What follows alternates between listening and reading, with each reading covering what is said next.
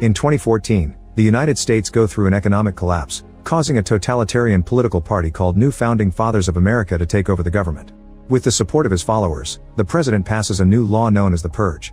This law allows all crimes to be legal once a year for 12 night hours.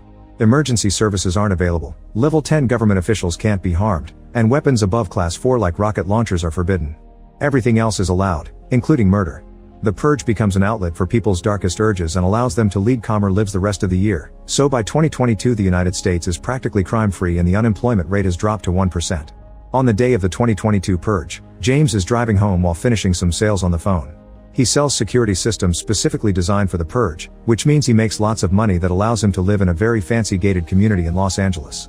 There are blue flowers in his car and many of the neighbors have them too, which symbolize support for the Purge law. James makes it home an hour before the Purge.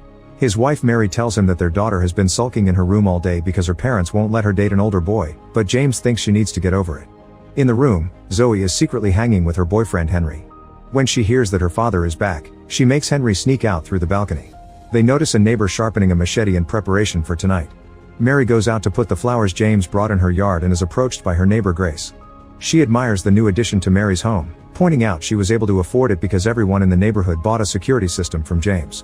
She also says that unlike previous years she won't have a party tonight. When Mary goes back inside, she's startled by something following her, just a creepy toy being controlled by her son Charlie, who likes hiding in a special spot in the closet wall. He comes out to explain he's updated his toy with night vision and insulated the motor to make it silent. During dinner, the family bonding is interrupted when Charlie notices there are only 5 minutes left for the Purge. James rushes to turn on the security cameras and notices 2 armed neighbors ready to hunt, which surprises him because those 2 guys aren't friends.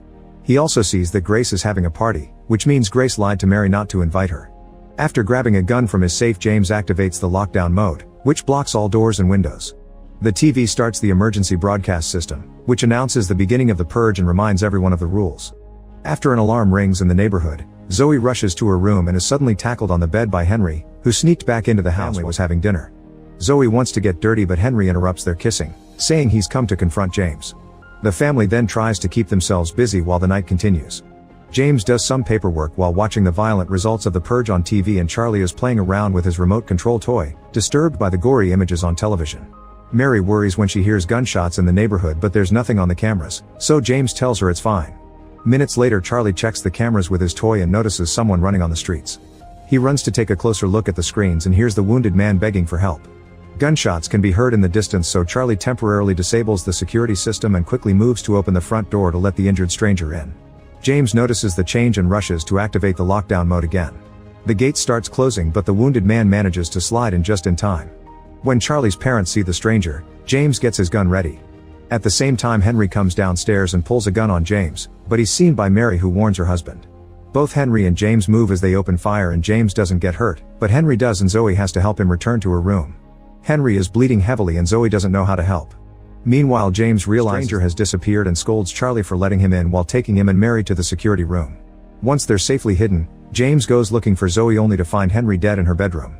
In the corridor, the stranger moves unnoticed. Suddenly Mary hears Zoe calling for her and leaves the room to meet her. She's freaking out over her boyfriend's death and swears she hadn't known his intentions. Before Mary can do anything, Zoe runs to hide in shame. At that moment a bunch of masked young adults armed with all kinds of weapons appear in the yard. When they ring the bell, Charlie and his parents check the screens and find the gang leader taking his mask off in front of the front camera. He knows who this house belongs to and talks to the family as if they were colleagues, offering a speech about the importance of the Purge and commenting on the blue flowers. The gang is behind the stranger's wounds and the neighbors told them that he's hiding in James' house. The leader asks the family to send the stranger out so the gang can finish purging him in time until their equipment arrives. If by then the stranger isn't released, the gang will break into the house to kill the family. As the group walks away the power goes out in the house, so the backup generators activate to keep the cameras on. Mary asks James if the security system will protect them, but he admits the system is practically just for show. It discourages casual passersby but won't withstand heavy force. Charlie doesn't want to kick the wounded man out but James points out they don't have a choice. Using flashlights, James and Mary split to look for the guy around the house, finding many bloodstains on their way. Mary is startled when she hears pounding on the gate and the voices of the gang members asking for the injured guy. In the security room, Charlie watches the dirty gestures for the cameras or playing like children in the garden. Eventually James finds the stranger in a corridor and tries to chase him but he quickly loses sight of him in the darkness. Then Charlie sends out his toy and uses its night vision to find the man hiding behind the couch in the living room. At first the stranger is creeped out by the toy, but after some hesitation he starts following it. Charlie uses the toy to guide the man to his special spot on the closet wall. By the time Mary reaches that room, the stranger has already covered the hole and he can't be seen. Suddenly Mary is startled by a strange noise in another corridor and decides to go investigate. Meanwhile the gang leader yells for James, asking him to come to the door to discuss the situation. James explains to him that he supports the purge and he'll give them the stranger, he just can't find him. When another gang member got the weight, the leader shoots him in the head before reminding James that their equipment will arrive soon and that will help them get in. Back to Zoe, she talks to her brother through the toy to tell him she's found a gun and that she'll hide in his secret spot for now. By the time James continues his search, he finds the stranger keeping Zoe at gunpoint. The guy tries to convince James to drop his weapon, saying he doesn't deserve to die. While James argues with him, Mary appears behind them and James tells her to shoot.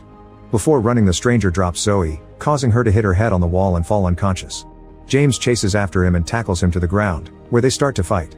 After some struggle, a gun is accidentally fired and the man gains a new wound. Then James grabs a vase and hits the man to knock him out. Minutes later, James and Mary are tying the guy up using tape. When they move him to a chair, the man wakes up and tries to escape again. James immediately grabs him and tells Mary to stab him with a letter opener from the desk. Ignoring Charlie's protests, Mary grabs the opener and inserts it into the man's wound, pushing until he agrees to cooperate. James then puts him on a chair and begins adding more tape, but Mary realizes they're being cruel and announces she can't do this anymore. When she turns around, she notices Charlie is missing and goes looking for him. At the same time, Zoe wakes up and she also calls James out for his violent attitude before leaving the room. Seeing this interaction, the stranger tells James to hand him to the gang to save the kids, but now James feels bad too. While looking for Charlie, Mary notices some lights outside and looks through the window to the gang is tying a truck to the gate using a chain. Mary runs back to her family and James announces he won't kick the stranger out. He gives Charlie a gun and tells him to hide. Then he and Mary go looking for more weapons so they can get ready to fight. At that moment the gang leader announces time is over and yells about serving the need to purge. The truck pulls back and in just 1 second they completely bring down the protective gate. James and Mary rush to hide while the gang destroys the remaining glass to start making their way inside. In the other room, the stranger falls off his chair to reach for the letter opener. The gang walks around the house, sometimes shooting randomly in certain rooms. Charlie hears all the noise and tries to hide further in his room, but a gang members find him and grabs Charlie's wrist before he can shoot him. Then he drags the kid out of his hiding spot by the hair. When the person gets ready to shoot Charlie, James appears behind him and kills him first. Then James hides Charlie room with a new gun. In the meantime, Zoe hides under a bed and sees a person enter the room. Before he can find her, the leader calls the guy to show him a picture of Zoe on the wall and asks him to save her for him. Downstairs, James is startled by another gang member and quickly shoots him down. Then he encounters a couple who jump to avoid the bullets when James opens fire. The guy manages to reach James and push him against the wall, but James punches him to push him off. Then he has to dodge the axe attacks from the girl, but this distraction is enough for the guy to recover and jump on James again to start choking him on the pool table. James grabs a ball and hits the attacker on the head to knock him down. The girl tries attacking again too, but James the neighbors gathering outside. There are 2 gang members still waiting in the truck and the neighbors immediately kill them. Meanwhile, Mary continues to move through the house and gets suddenly smashed against the wall by a gang woman. A man soon joins them and holds Mary down while the woman tortures her with tickling. Then she takes out a blade, but before she can attack, the neighbors arrive and shoot both gang members down. As she recovers, Mary hears more gunshots in the other rooms and goes to investigate, only to find a bleeding James by the stairs.